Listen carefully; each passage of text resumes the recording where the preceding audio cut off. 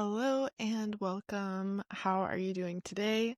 Today we're going to have a question and answer session. I don't have one specific topic because I thought maybe people had questions about different things. So that's the idea for today. If you have any questions related to English, I wanted to give an opportunity for just open questions. Thank you for joining me. And yeah, this week has been good for me. I have to do a few things today, but yeah, I don't know if any of you have anything interesting going on this Saturday. Hello from work. I love when people join from work. I've got a question about a post that you pinned on Instagram. It's an essay. I have a writing contest going on now. So basically, you need to send it to the email in the description before October 31st. And yeah, it's a short story of fewer than 500 words. All of the information and details are in the description of the picture, like in the caption. So it has the email that you have to send it to, the topic. You need to talk about something strange that happened last night. So yeah, that's the writing challenge. It's supposed to be kind of for Halloween. I've gotten a couple submissions.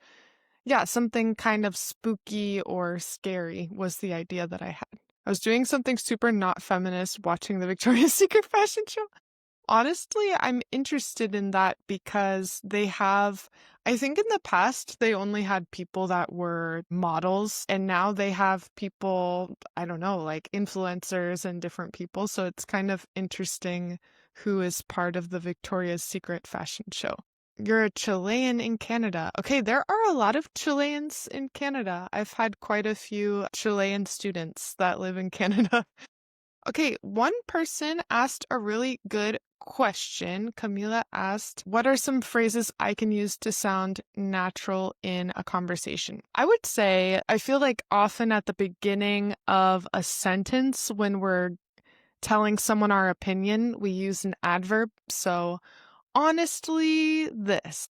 Honestly, I am a big fan of Halloween. Or basically, the main important idea is this. So, one thing that we do a lot is using an adverb at the beginning of a sentence to share our idea. I also think a lot of phrases that we use might kind of recycle the same basic words, but in different orders to produce a different meaning.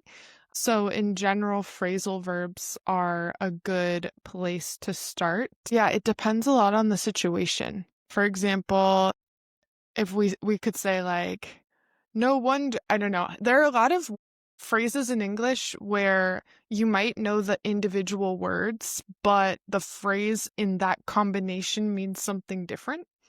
So for example, if you say, no wonder he's late. He woke up at noon. So if you know the word wonder has one meaning where you can say, oh, I wonder how he is. It's like I'm asking myself. But in this context, no wonder, that combination of words is basically to say, it's not a surprise. So no wonder she is in debt. She spends all her money on Labubus. It's like, oh, it's not a surprise that this person is in debt, for example. So that's one thing I would say if you guys are wanting to sound more natural in English. That's why in English it's not the best to translate word for word, because this combination of words, no wonder, is different from each individual word. So it's better to learn. Recently, I was in an interview. It's on YouTube with Astrojock, an English teacher, and he teaches in chunks, which is phrases of multiple words that have one meaning that you can learn. And I think that sort of thing is important to pick up on in English. It's kind of like part of the logic of the language is we recycle words in different combinations and they have different meanings. I have two that are kind of related. So someone asked me about the past participle, and I can get to that. Before this question, do native speakers usually use the past perfect in casual conversation? And if so, when? I would say, so the past perfect, in case you don't know, is had plus the past participle. So I had gone, I had been. We use that in conversation normally when you need to emphasize that one thing happened before the other. So, for example, if I'm just telling you a sequence of events and I say, like, I had locked the door when I started watching TV, that's not going to be as common in a casual conversation. We'll just say everything in the simple past. I locked the door and then I watched TV. But for example, when you're talking about an experience that you had in the past, and you want to say, before that experience, you had never had that experience, that is a situation when I always use the past perfect, and it's good to use. For example, you could say, this past weekend, I watched Batman for the first time. I had never seen it before. And that's the best way to describe that. It's better than like, I never saw it before, because I'm trying to say I had never seen it before, but this weekend I saw it.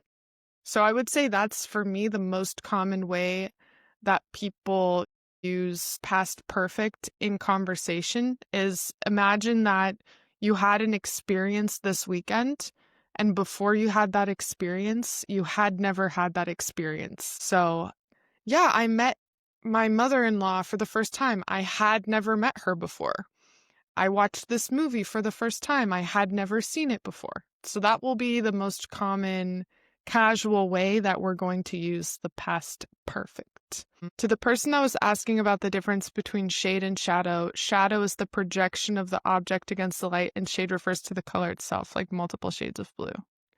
That's true. And then also, if I stand in the shade is like, I don't want to burn my skin, so I'm going to stand in the shade. The shadow is like the shade of a specific object. So you have a shadow, the tree has a shadow. But if I'm standing outside and there's a spot that's not getting sun, I could say, ooh, I'm going to stand in the shade because I don't want the sun to burn me. But I'm not talking about the shadow of a specific object, if that makes sense. Another question that someone asked me was when to use the past participle. And there are, I would say, a couple main situations when you have to use the past participle. One is when you're using a perfect tense. So if I say, I have been, I have seen, I have gone, I had been. So those tenses, the perfect tenses, you always need to use the past participle. Basically, think about it this way. In English, if you use the word have or had, and then you have a different verb after that, that verb is the past participle. It's not going to be any other form of the verb. So that's one important thing. And the other thing is you can use a past participle as an adjective. So, for example, something like the event is tiring, it makes me tired. So tired is technically a participle. It has an ed. It's a participle. The chair is broken. I have broken the chair, or the chair is broken. So we can use the participle. It's kind of like when you want to turn a verb into an adjective. So use the participle to describe an object that had this action done to it. The room is painted. Someone had painted the room, or the room is painted. So the participle has those different uses. One is in perfect verb tenses after have or had, and the other is when we're describing objects that had that action done to it. Yeah, exactly. It's like the sombra and the sombrita. I think in general with accents, any accent that you don't have that much exposure to is going to feel really weird for you. For me personally, I had more exposure to the Indian accent when I was living in Chicago, so it wasn't that weird for me. Like, it was kind of normal to hear. It's really pretty normal to hear in the US and in the UK, but I feel like there are some accents that I had less exposure to. But yeah, if you guys struggle to understand any accents, you can definitely, with more practice, it's possible to understand any accent for sure. Also in passive voice, yes, exactly. I missed that one. So you could also use the past participle in the passive voice. When you're talking about, instead of saying, I wrote the book was written. The book was written in 1984, for example. And for that reason, one thing that we always use in the participle form is the word born. So we don't say, my mom birthed me. No, we say, I was born. So that's a sentence. In English, we always use the participle in this sentence. We always use the passive voice to say, I was born, he was born, she was born. The difference between Mr., Mrs., Miss. Yeah, so technically Mr., the first one, Mr., is for a man, and that never changes. So men are always Mr. if they are married or not, Mr. Women, I don't really like this. I'm not really old-fashioned in this way, but technically Miss is for an unmarried woman, is Miss, and then Mrs. that's for a woman who's married. So if it helps, you could think about it this way. She's a miss, and then when she gets married to a man, she adds the R to her name. So it's Mrs. But yeah, that would be the difference between Miss, Mr., and Miss. Can we say the book which written? No, you could say the book which was written. So remember that you could say the book, comma, written in this year. If you're not using which, if you're just using written to describe the book. But as soon as you use which, you're going to need to add the verb to be so that you are using a complete verb in that phrase. The book which was written. The Chilean English accent is a real thing. Yeah, there are one thing that's funny, I don't remember. I was watching a video where they were talking about how different accents pronounce the word luck, and there was a Chilean who was like, luck, kind of like the A sound, and there was a person from Venezuela who said loc. So that kind of made me laugh, like even within Spanish speakers learning English, depending on your accent in your native language, you might pronounce vowels differently. About ma'am. Yeah, there's also ma'am. That's something that is very polite. If you guys ever go to the American South, you will see especially men and younger women referring to you as ma'am. Actually, even myself, like even when I was, I don't know, like 20 or something like that, they'll call you ma'am in those situations. And that one you just use for any woman. So, I mean, not for someone who's like a teenage girl or younger. You could say young lady or something like that, or miss. But if it's someone that's like an adult woman, whether she's married or not, you could say ma'am. But that definitely comes across as polite. So if you're in customer service, or if you live in the South in the United States, people use that more frequently compared to if you go to New York City, I feel like no one's calling you ma'am. Exactly, Fabio. So shade is darkness and shadow is the dark. Like we usually talk about shadow has a shape of something, and then shade is just the dark place. Exactly. Tips to be funny in English. Oh my goodness. Okay, how can we be funny in English? I feel like gringos, if you're trying to be funny in US English versus British English, it might be a little bit different because I don't know if I'm funny in British English. I think probably not. So in US English, for example, we tend to be kind of goofy and self-deprecating. Yeah, I think one thing that I do a lot is like when you know someone and you kind of have like inside jokes with them and you bring them back up, like, look at that again. I don't know. I sound like an alien trying to be like, here's how to be funny. I think, okay, one thing is we a lot in the US, we laugh a lot. So whenever you say something and your intention is to be funny, it helps to laugh at the same time. I think in Chile, people go, ah, after they say something to signal that it's a joke. In the US, we kind of just laugh to signal that we're being funny. Nice to see you from China. Hello. But yeah, maybe I need to make a video about that. I have to reflect. Maybe I can go about my day and think like, okay, what are the things that I've said? We love a play on words, but yeah, I think like maybe in Chile, people often have more like offensive humor that might not be completely socially accepted in in the US. The sound of the vowels is very confusing in English. Yeah, I think, well, here's the thing is that with the vowels, we cannot go based on the spelling of the word in a lot of cases. There are patterns, so it does happen like, oh, this word is spelled like this word and they have the same pronunciation, but very often that's not the case. I would say the biggest thing that I try to do with my students for vowels is thinking of rhyming words. So because very often you know how to pronounce that vowel in some situation, but maybe not in the new situation.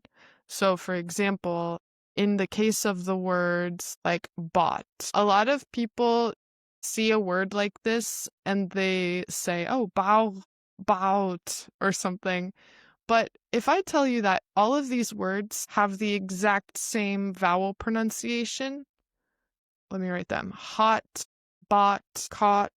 So what happens is it's easier to ignore the spelling and to learn the pronunciation with other words that rhyme with that word. So hot, bought, caught, rot, taught. All of these rhyme exactly. There's no difference in the ah sound in the middle. So if you're able to say the word hot, then you're able to say these other words, just imitating the same vowel sound. And that's the same thing with a lot of things. Like, for example, if you can say the word where, you can say care, bear, there, share. So all of these words have the same air, or even the word air, right? So it's more important the sound of the word when it comes to pronunciation rather than trying to connect the vowels to the pronunciation, because English has historically been through different vowel shifts and transformations. So really a long time ago in the past, there was a little bit more of a connection with the vowels, but there have been so many big changes to English pronunciation through migration and history that it's completely different. So yeah, one thing also that can help you is if you have more exposure to English-speaking countries' culture, then you might have more exposure to things that can help. For example, these dolls that are called Care Bears. Care Bears. I don't know. Do you guys know Care Bears? These are like stuffed animals. Care Bears. And if you know, let me pull up a picture of Care Bears for you guys in case you don't know. Care Bear. This is like these guys. These are Care Bears. So if you're a person that always looks at the word bear and you're like, I don't know if it's beer, bear, then remember, Care Bear, Care Bear. If you can say the word care, you can say the word bear. Cariñositos. Oh, that's so cute. Care Bears. So that's one thing. Because we like rhymes a lot in like English speaking countries, we use a lot of rhymes in the names of products, the names of things. And rhymes are going to help you remember how to pronounce vowels. So that's one thing that can help. Teletubbies in French. Oh my gosh. Oh no, the Teletubbies? I think that's a different a different brand. Okay, the other one that I was going to say is, okay, with the word here, we have clear, fear. Yeah, Teletubbies are like Lala, Po, there are four of them. Tinky Winky and Lala, Po, Tinky Winky, and oh my god, who's the other Teletubby? Lala, Po, Tinky Winky, and Spinky? No, I don't remember. That's gonna bother me. Dipsy! Yes, exactly, Dipsy. Oh my god, I had forgotten. Okay, we have here, fear, clear. What else? Here, fear, clear, ear. I think that's good enough. Okay. Also, rear. So, what can we say to remember the pronunciation? We can say, here is your beer.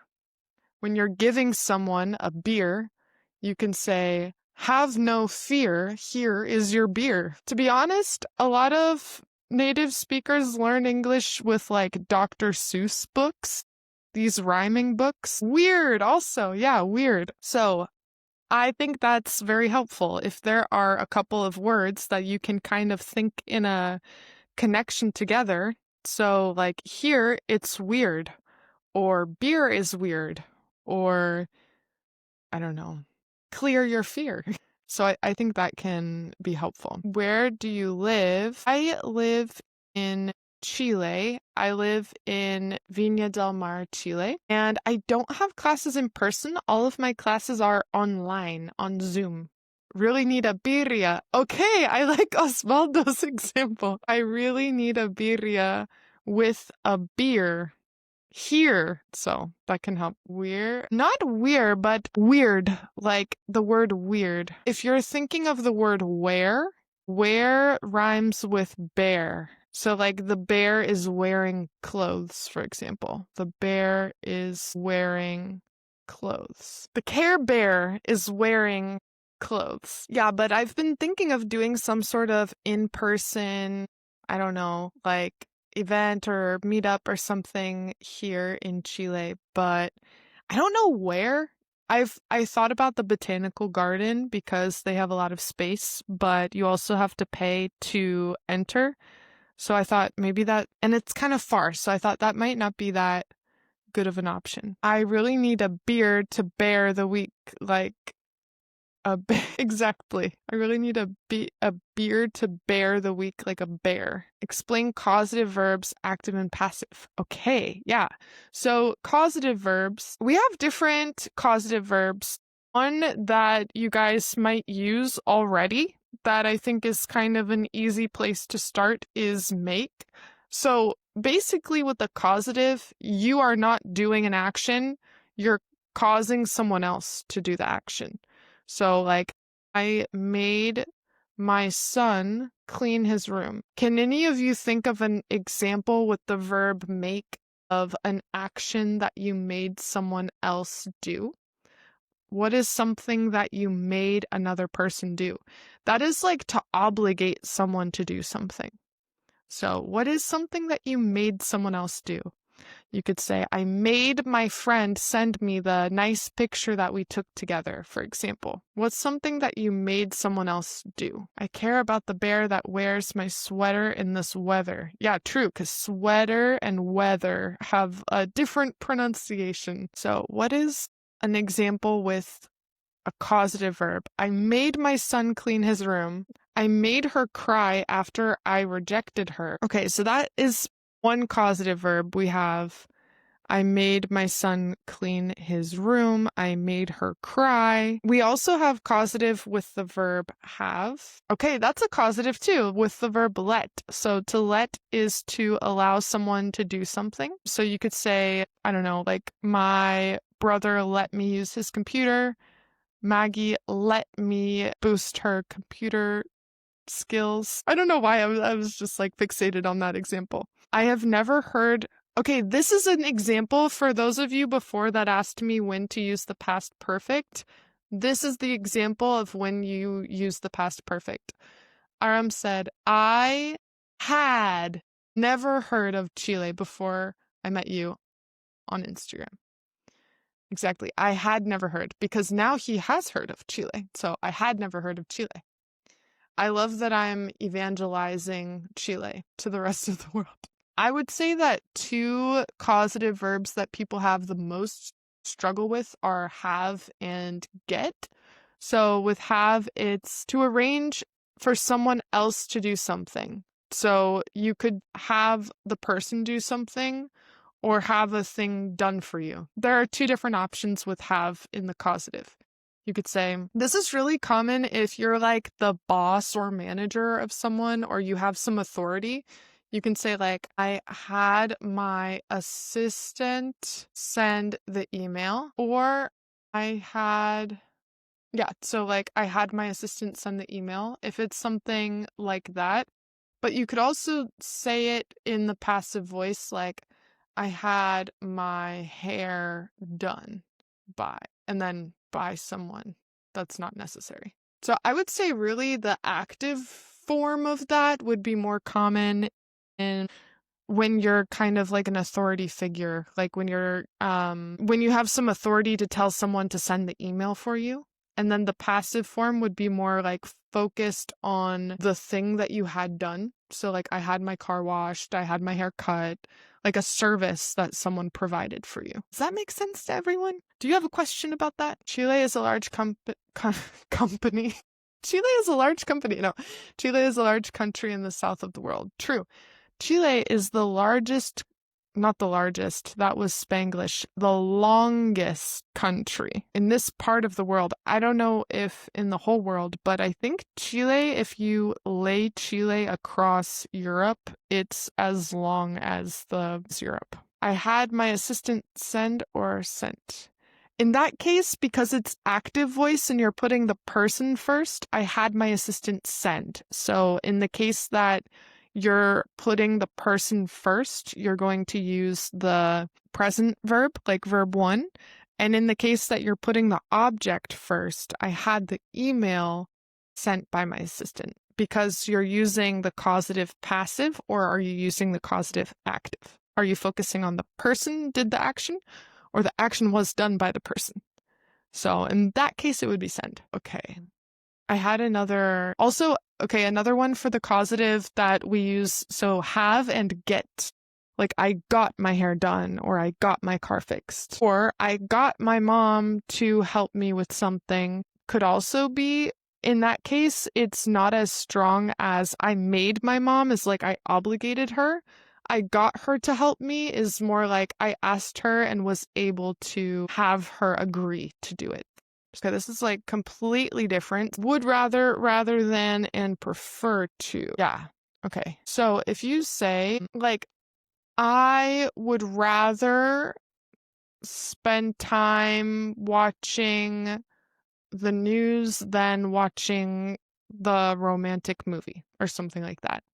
Yeah, I would rather is basically just to say your preference of what you like better in general. But I would say, so if there's like a specific situation where right now I offer you two things and I say, do you want to watch the news or the romantic movie? It's more common to say, I would rather watch the news. If you say, you could say, I would prefer to watch the news also. If you're talking about this situation, I would use the word would. But if you're talking about your preference in general, like every day, I prefer to watch the news versus I prefer to watch movies, I would use prefer to talk about your habit, your routine. And if I'm offering you in this moment, it's more natural to say I would rather or I would prefer. Right now, this is my preference. So for me, that's the most important difference between those. Can you talk about countries you have visited? Yes, I can. Let me think. So most recently, I visited Mexico. I've been to Mexico a couple of times. I lived for some time in Mérida, Mexico, and I've also, like for some months, and I visited Mexico City and also Cancun, like Playa del Carmen, Tulum, that side of Mexico, like Quintana Roo. And I have also I'm from the US. I've been to Canada a couple of times as well. Toronto and Vancouver. I've never been to Montreal. I think that would be awesome. Yeah, so I've never been to Montreal.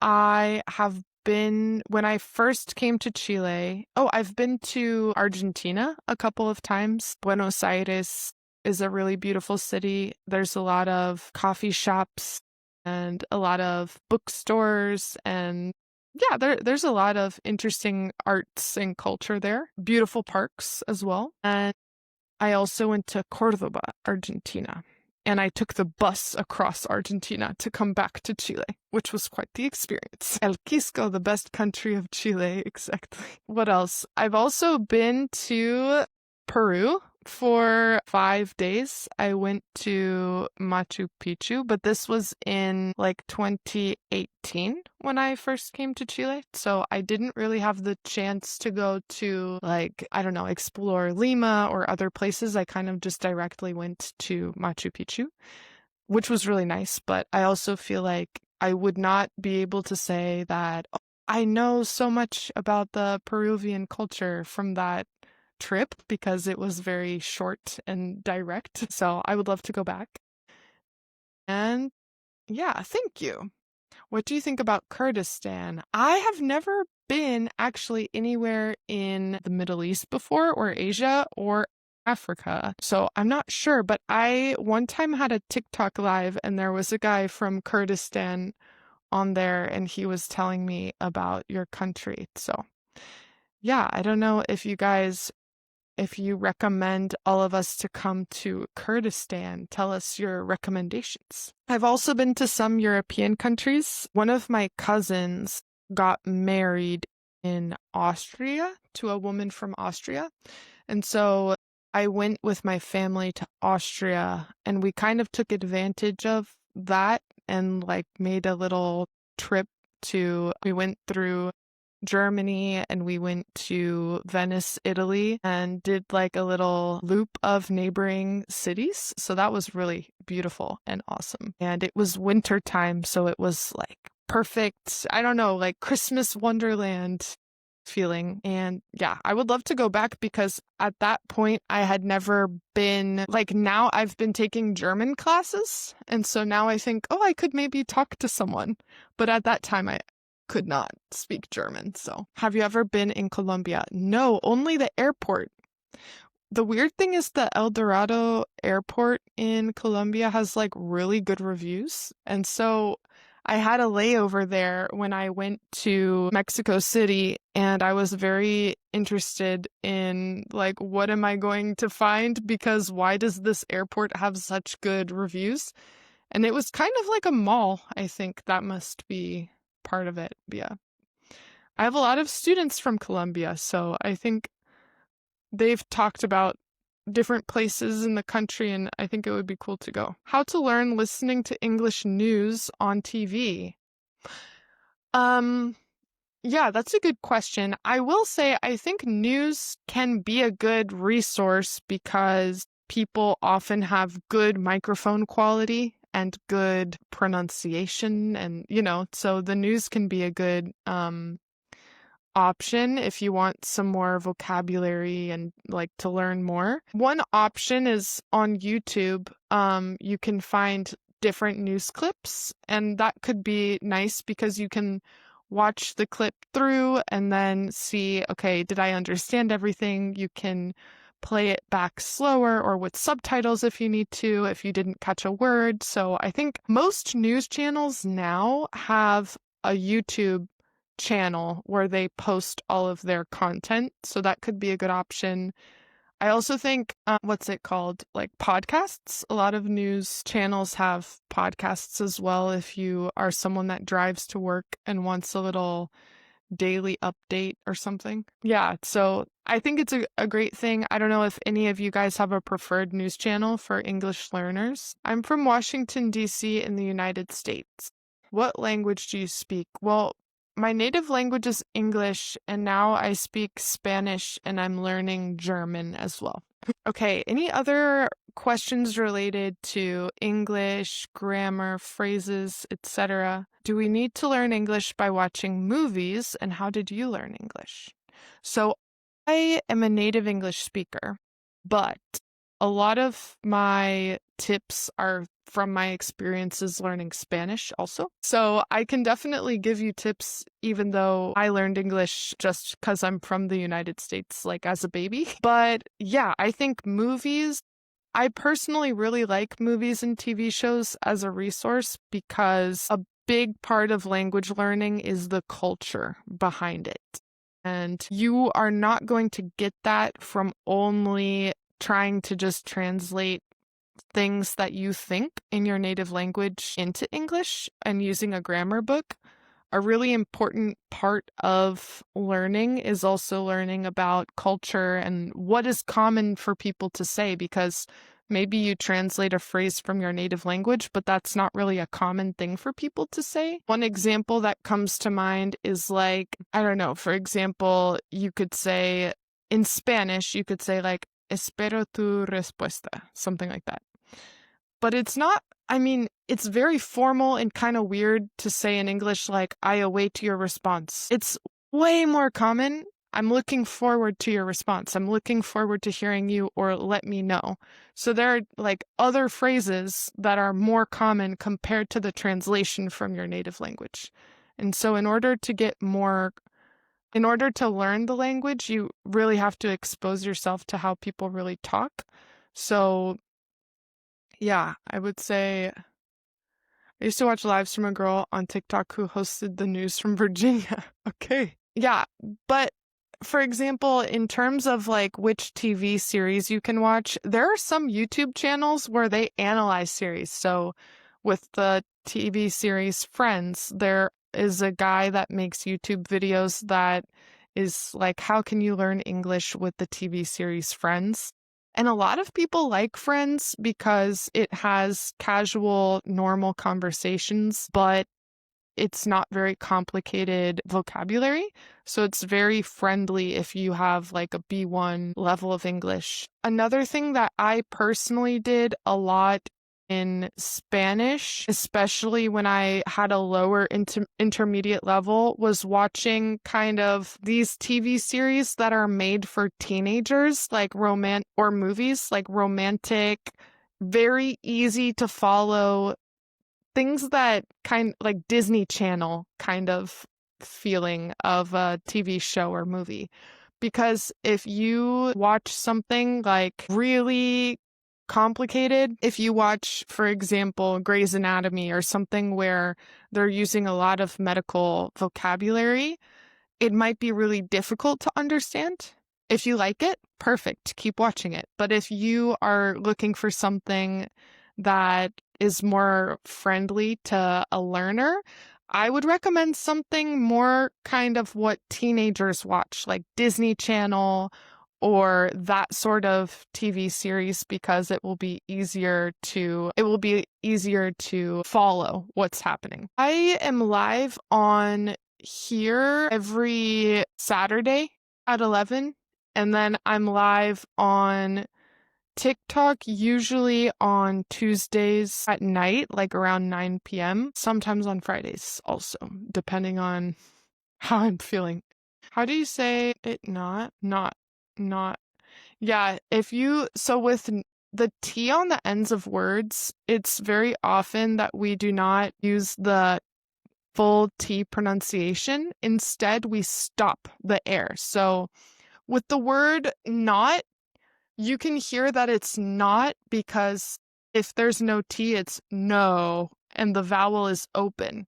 But the T, it's not pronounced, but it stops the air. Not, not, not. So that's important. Same thing with with the word don't, we say don't, don't. If there's no T, don't, like you extend that last vowel, but the T at the end kind of blocks the rest of the sound. It's a stop. In English, first we have to learn grammar. Here's my thing about grammar is that I believe that grammar is helpful and important, especially when you're a beginner and you want to be able to make a sentence, right? It's like, okay, person, the verb, I did this. Write sentences about your day in the present tense. But my thing is learn grammar that you are able to use in real life and connect to a real life situation at the level that you're at. So, for example, if you're a beginner, I'm not going to advise learn every verb tense and then speak. No. If you are a beginner, learn grammar that you can realistically use in real life. Everything that you learning grammar is helpful because it's like giving you, instead of, basically when we're learning language, right? When we're learning language, we're taking in a lot of examples from the world around us. We're listening a lot to people, and then we need to basically decide, okay, how can I speak? Grammar rules are helpful because it gives you a trick, like, okay, but remember the adjective goes before the noun. It's, okay, perfect. If you are learning grammar effectively, it should not always overcomplicate everything. It should be something that makes it click for you. Because at the same time of learning grammar, you should also be exposing yourself to the language so that you can fit things that you're seeing with the grammar rules. So yes, I think grammar is helpful. It's like a frame, but grammar at the level that you're at that you can realistically use in a conversation, and also with a lot of exposure to natural English from the outside world. Because if you only learn the grammar rules, you're not going to be learning other things. Like when you actually hear an English speaker, the way that we say words is going to be very different from how the word's written, like just based on pronunciation, connected speech, things like that. So that's just part of it. But for that reason, you really need to have exposure to podcasts, videos, real conversations, and authentic materials, because those are things you will not be able to get from a grammar book. And also, if you want to have a fluent conversation with someone, imagine your friend wants to learn how to drive, right? They're like, I want to drive across the country. And they tell you, hey, I'm ready to drive across the country. I read a lot of books about driving. And you're like, okay, wait, have you ever gotten into a car before? Have you, gone around the block first? Have you driven, I don't know, like a mile before you go on your journey across the country? And they're like, no, but I know everything because I read books about how to drive. It's kind of like that. It's like you need the practical exposure of how to actually use what you're learning in context. Because a lot of my students tell me stuff like, okay, I know all the tenses, but I don't know when to use them. And so I will say stuff like, well, the past tense, if you think about it, it's very common in a conversation. Someone says, hey, what did you do last weekend? And you could say, oh, okay, I went to the store, I bought bread. Everything that you learn in grammar, try to find a connection to a real life conversation. So if you're learning the past tense, that's going to be really common to use when you're asked, how was your weekend, for example. So everything that you're learning, you should try to connect to a real world example. This is my exposure time for today. Honestly, yeah, you guys are already doing great listening to me yap on live. Practicing English, there are different things that you can practice without a speaking partner that you can do alone also. One important thing is that the language, English, uses muscles in different combinations from your native language. So even if you're just reading out loud, or if you are just speaking out loud by yourself or shadowing, those are really good ways to practice your speaking, because if you don't do that and then you need to enter a conversation, you're not going to be prepared for, how do I say this word? And it will make you feel a lot more nervous and less comfortable just speaking the language. So really, honestly, even reading out loud, shadowing, which is imitating other people, is a really great way to just practice speaking that you can do for free in your house. So that's one tip. The other thing, I would say shadowing is really excellent because it helps you speak and imitate the rhythm that people are speaking at. and rhythm is really important for fluidity. So when we all have a rhythm when we speak, and I have noticed that the more we imitate rhythm, the easier it is for others to understand us. So for example, we have certain rhythms when I go to buy toilet paper here in my neighborhood. In the past, maybe I used the English rhythm of like, hola, me gustaría, I don't know, papel higiénico. But the way people ask here is like, confort tienes? Like they're like, da, da, da, da, da, da.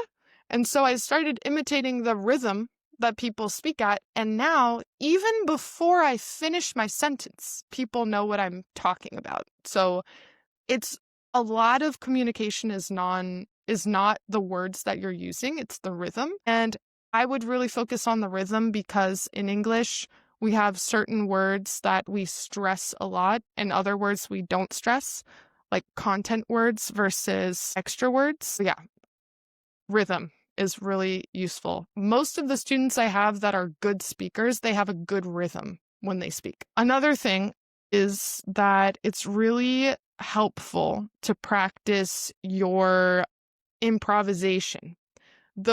One of the problems a lot of people have when they have to speak, when it's their turn to speak, is that they're not able to recall the words in the moment of speaking. It's like if you have this old house with a dusty attic with boxes of words in your attic and you don't remember like what is in the box? What words do I know? Yeah, that's something you can practice by yourself without a partner. So you can find speaking prompts online, you can find lists of discussion questions online, or you can just narrate your day while you're cooking or talk out loud about your opinion about something. And the more you do that, the more you are creating these connections, these neural connections to words that you know, and it will be a lot easier for you in the moment of speaking with a partner. So those are things you can do. I would say the rhythm, the comfort with pronunciation, and the improvisation are things that any person can do for free at any time, no matter where you live, etc. Yeah, I agree with you, Alex, about don't focus on perfection. Making ideas by thinking in English. That's for that reason also, I even think that writing helps people a lot with their speaking, because when you write, you have to create everything yourself. Like you have to form the sentences and use the structures and the words that occur to you. That's why a lot of people say, I understand everything, but I can't speak.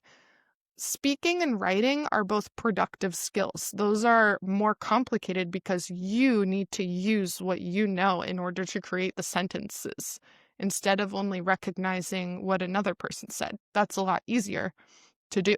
You can use Sesame AI to practice conversation. It's free for 30 minutes. Okay, this is a good tip here. So Sesame AI. Yeah, there are a lot of AI tools also. Number one, speak with yourself out loud, not just in your mind, always out loud. Yeah, the thing is like, sometimes we feel frustrated. Oh, I can't think of the right word. And then we kind of give up, but really force yourself to try to think of what's some way that I can say this. I think that's really, I think that's really helpful to do. And there are also, I've been told about different apps where you can find a speaking partner. I mean, really, I think it will require, if you are motivated to do it and you want to, you will definitely find a way to practice. So it could be with AI. You could try to find a meetup group in your area, right? Like, even in Chile, I think there are different meetup groups of people that practice their English. Also, I've been told by students about Episoden, Tandem, and I think recently at JFV you told me about Hello Talk. These are other websites. Chat roulette, but you need to, yeah. So, I mean, be careful, to be honest, be careful because some people on the internet are weirdos. So when you're looking for an English partner, be careful. So yeah, these are websites that students have told me about. about one of my friends met her ex-boyfriend on Tandem, so. I speak English and Spanish, and I'm in the process of learning German. Someone before asked me what's my motivation for learning German. I would say, or like how to stay motivated. I would say one thing that helps me stay motivated is try to get interested in the culture. So in the beginning, it was kind of hard for me because I did not really there wasn't like German music that I really liked that much. So I wasn't sure how to consume more.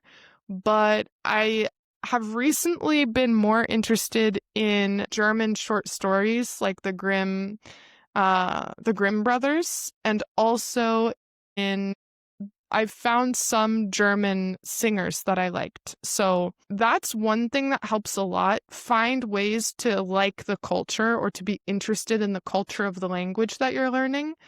It might not be that easy immediately to find stuff that you really like because maybe you're like, oh, I don't like the music from this country or something. But if you keep looking and keep trying to find different genres, different types of music, different types of stories or TV shows, you're going to eventually be able to find things that you like. You're hexalingual. Okay. By weirdo, I just meant like a stalker, a pervert, or someone that makes you feel uncomfortable. Like you want to practice English and they're like, where do you live? That's what I was referring to. But especially to women. That's, to be honest, probably men, you should also be careful. But I don't know, with women, it's sad that there are a lot of just weirdos. Like you have to be safe because a lot of men are creeps, unfortunately. I say this because of personal experience. You guys don't even know the kind of weird messages I get on here. But yeah, so that would be my main tip. English, Persian, Korean, Chinese, Arabic, and French. Oh my goodness. Practice self-defense works. Ooh, okay. So Alex said Tandem doesn't work for me because there are tons of weird people who make you feel uncomfortable. Yeah, maybe try a different one. I have heard episode and good things about it. I also like the one that Camila said, which was an AI one could be good that she mentioned earlier that's free for 30 minutes. Yeah.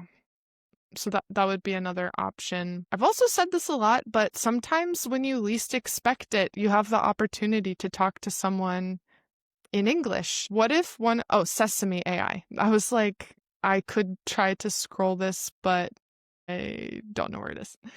I also think, what if next week your brother starts dating a woman from South Africa and she speaks English? You never know when you might need to speak English. So it's better to practice by yourself and be prepared for your next opportunity than to just say, I don't have a way to practice. I'm not going to practice. What are your thoughts about communicative teaching English? Do you mean through conversation instead of explicitly teaching grammar? I don't know if I know the definition of that. I've seen people talk about communicative teaching as that of through conversation, but I don't know if that's actually what it is or what you're referring to. I also have classes on my website if any of you guys want to sign up. I have group classes and the availability is there for the next week. Yeah, I would say, so for me personally, there are really two different things that I feel like a lot of students need. And I kind of feel like it depends on the person, what's more useful for them. So, for example, I'll have students that have I'll have students that have studied English, but they don't really have that much experience actually speaking in a conversation. And so in that sort of situation, I feel like communicative teaching makes more sense because they really need to get over the fear of speaking. And they also need to, it's really in that sort of situation, it's more about just practicing talking and what words you already know that occurred to you and to get more confident. But after some time, just practicing that, I find that it's a little bit passive. Any students that I have where we have repeat classes where they're kind of just trying to practice speaking fluency, I feel like they need to learn something new. They need to learn some grammar structure that they always avoid, or they need to, yeah, like face something that they're not using in their English. And so I try to balance the two of, okay, just freely speak and try to be free and release and not be anxious and tense. But for some people, they kind of already do that. And in that case, they also need to challenge themselves to learn something that they're avoiding, or directly be taught, you know what, you should also do this, or you know what, you could improve with this. So for me, both of those sides are important, because you see a lot of people that reach this intermediate plateau where they practice their speaking a lot and they kind of just recycle the same words over and over. And at that point, okay, we need kind of like an intervention. It's like if you are exercising and you never exercised before, yeah, okay, you should do a little jog every day. But when you do the little jog every day and you're like, okay, but now I want to be a bodybuilder, you have to introduce things that are actually going to challenge you to, yeah, like get better at what you want to get better at. So yeah, in the case of like what Alex is saying, in the moment of speaking, I chicken out. For students like that, I would focus more on the communicative approach. Like, okay, let's stop chickening out. And once you get more confident, we're going to make it harder for you. I need to get over my fear of speaking Portuguese. Yeah, it is overwhelming. I think it's overwhelming when you're unable to tell how you even sound in the language. Like when your level is so low that you're like, that's how I felt in German. It's like my level is so low, I don't even know how I sound. Yeah, I don't have private classes at the moment. I just have group classes. But on my website, the other teacher, Emily, has private classes. Okay. A true story. I hate to break it to you, but speaking has been my enemy. Yeah, in that case, sometimes it's better to just not be hard on yourself and speak, and not be too, to just not be too tough on yourself. Because if you come to class and I'm like, you need to do this and this and this, but you're someone who just is not comfortable speaking in the first place, that's not going to be very productive.